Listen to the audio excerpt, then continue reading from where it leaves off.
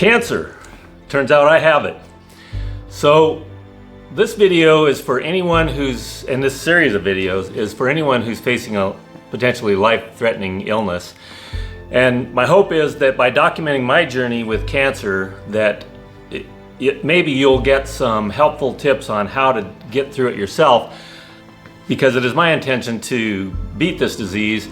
So I'm hoping that this series of videos will give you some tips and some information about how I dealt with it when I was diagnosed with cancer and how my journey plays out. So stay tuned, subscribe to the channel if you're interested in this, and get ready, because here it comes.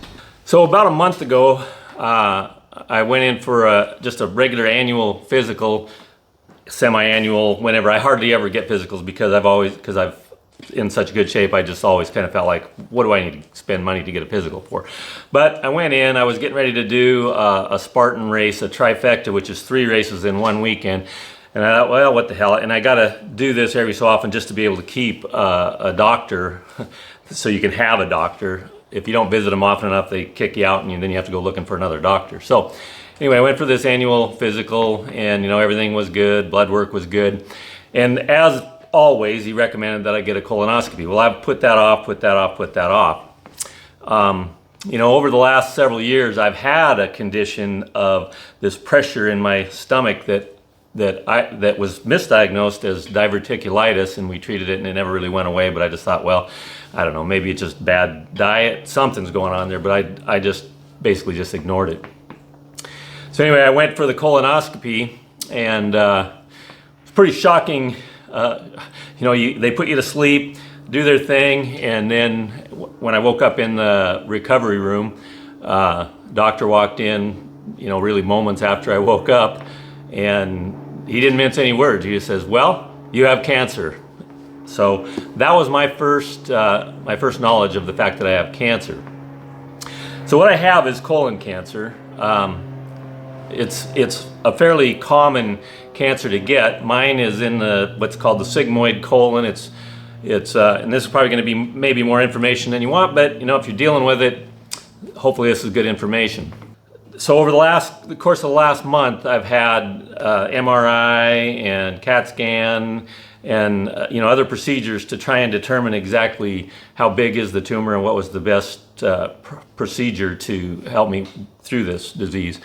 And they've determined that it's a pretty big tumor, and so before, the standard procedure would be to cut it out and then sew you back up, and away you go.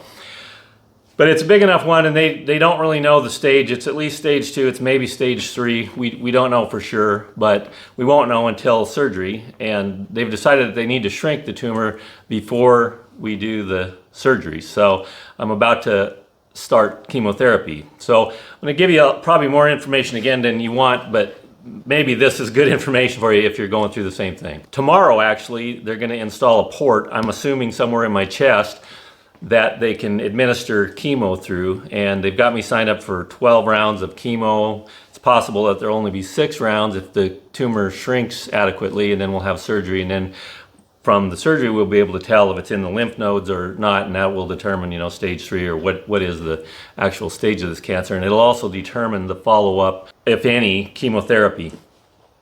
So that's going to start, and I'm going to continue to document this as often as possible. So I'll do a video, I'll show you where the port is and how it looks and how it works. So maybe one thing is that I'd like to show you is, here's what I look like now. This is prior to, I just competed in 3 races in one weekend, pretty extreme races. If you look up Spartan races, you can get an idea. If you don't know what they are, you can understand what they were. And I did pretty well in those races, all things considered. Pretty healthy, pretty fit. So here's where, as far as body weight, body composition, I've got a little bit of extra weight on my belly right now, and that's intentional because I'm told I'm going to potentially lose weight and lose muscle. So it's my intention to continue to work out if it's at all possible. But so this is what I look like now. There's no holes yet, but there's about to be some. So we'll keep you abreast of that. So let's talk a little bit about how does a guy like me even end up getting cancer? I mean, most of the patients, the first time I went into the cancer, the oncology office, I was confronted with all the patients that were in there waiting to get their chemo and stuff. And there was not a single soul in there that looked like they were even remotely healthy. Most of them didn't look like they were going to make it very long. So I'm quite a contrast. I mean, not patting myself on the back, but at 64 years old, I was quite a contrast to the rest of the patients in there. You know, what is cancer in the first place? Well, cancer is when some cells in your body just start to grow. They just grow unchecked. They multiply way too fast, and you end up with, and that's what a tumor essentially is. So something has gone wrong. I think we all have these cells in our body that start to replicate too quickly, and our body naturally just takes them out. So there's a lot of different things that can cause cancer, obviously smoking and things like that, but so there's some environmental things that can cause cancer, and there could be even genetic things that can cause cancer.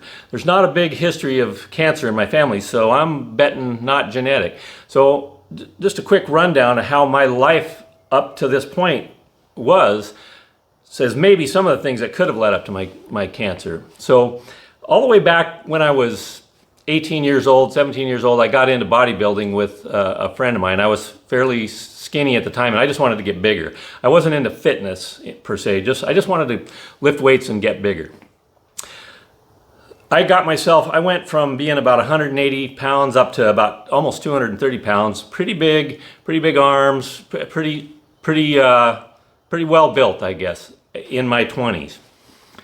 During that time, I started chewing Copenhagen when I was about 11 years old probably, and I chewed all the way up until I was about 35 years old, and I just quit cold turkey.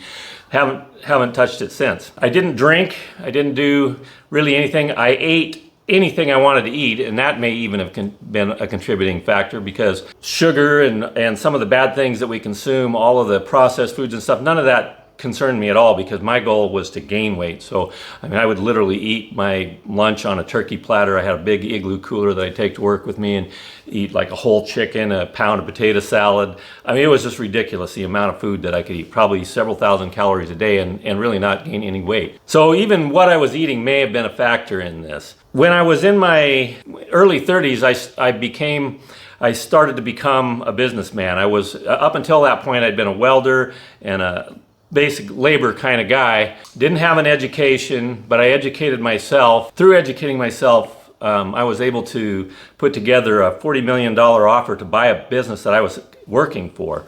But anyway, that was an experience that taught me a lot about how to raise money, how to be able to start a business like that. So after a few years, they kept me on, had me run the place, and paid me a pretty nice salary to do that. But I decided that since I had learned how to do all that, I would go build my own business. So I went through the process. I went through several processes throughout my life, then going from early 30s until in my mid to late 50s, I guess, of building businesses. And I built a number of companies that were basically multi-million-dollar companies that did multi-millions of dollars in business every year. A lot of stress involved in doing that, and that's another potential factor that could lead to this disease that I now have been diagnosed with. In that process, you begin doing things where I actually had to put on a suit, go rub elbows with all of the customers, all of the other important people in my industry, etc. And it was pretty normal to have a drink, have a cocktail at dinner. And I was a guy who didn't drink, but eventually I did drink. And the more pressure I had when I built the first big business, I moved to Tennessee and built it there, and it's still running there today. There was a lot of stress, and it's not an excuse, but I drank a lot in those days, a lot more than I should have, and maybe that contributed to it. And even later in life, my marriage was a little troubled, and so there was some stress there, and one of the companies went broke, and I literally went from living in basically a mansion, over 10,000 square feet, indoor swimming pool, everything you could. It's like lifestyles of the rich and famous, but I went from that to living in a camper almost overnight. And so there was a lot of stress, and I put a lot of stress on my marriage too. And so ultimately my marriage of about 40 years ended, and that also probably added some stress. So stress may have contributed to this as well.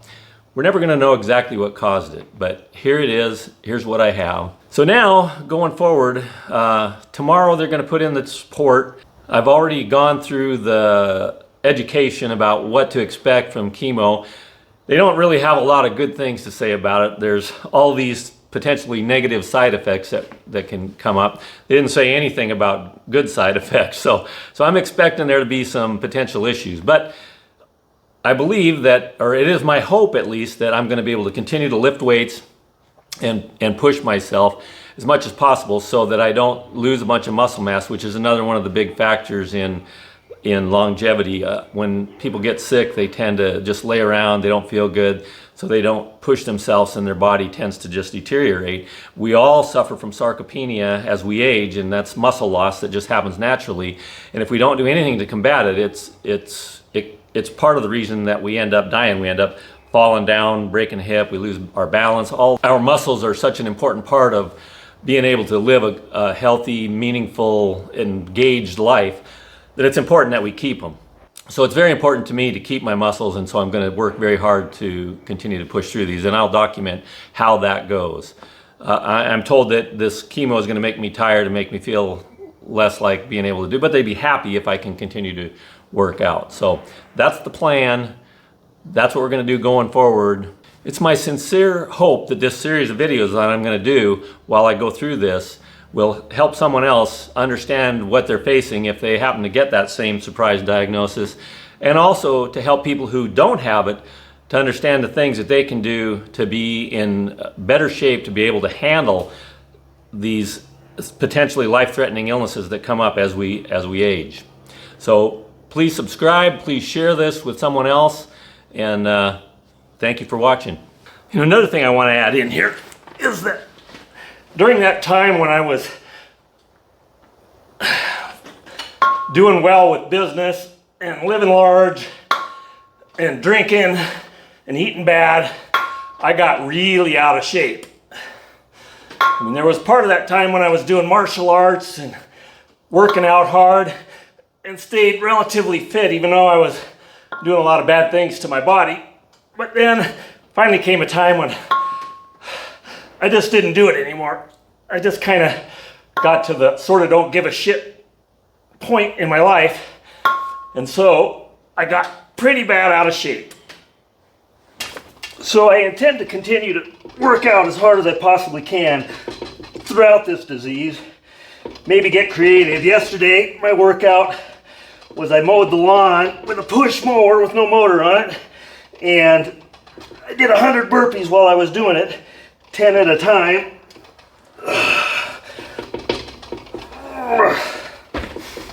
So mow a couple strips, 10 burpees, mow a couple strips, 10 more burpees, until I did 100 burpees. So get creative with your workouts, kind of keeps them interesting.